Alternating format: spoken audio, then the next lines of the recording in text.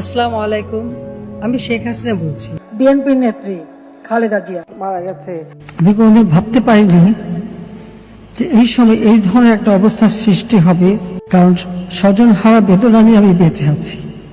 আমি জানি একজন আপনজন হারালে কি কষ্ট হয়, মানুষ একটা শোক সইতে পারে না।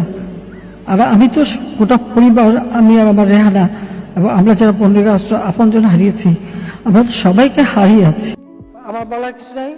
আমরা দেখতে পাচ্ছি ভিতরে এবারকার বাংলাদেশের সব থেকে বেশি দামি যে হাসপাতাল, সেখানে চিকিৎসা নেই, আরো মারা গেছে। বয়স তো 80-র উপরে, তো মৃত সময় হয়ে গেছে, তার মধ্যে অসুস্থ। তো এখানে এত কান্নাকাটি করতে লাভ নাই। যা বয়স্ক মানুষ, তার বড় বোন, ভাই সব এসে কান্নাকাটি।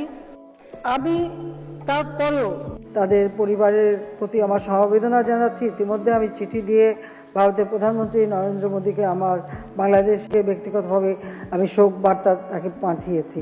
দেশবাসীকে বলে আপনারা দোয়া করেন। আপনাদের সবাইকে ধন্যবাদ।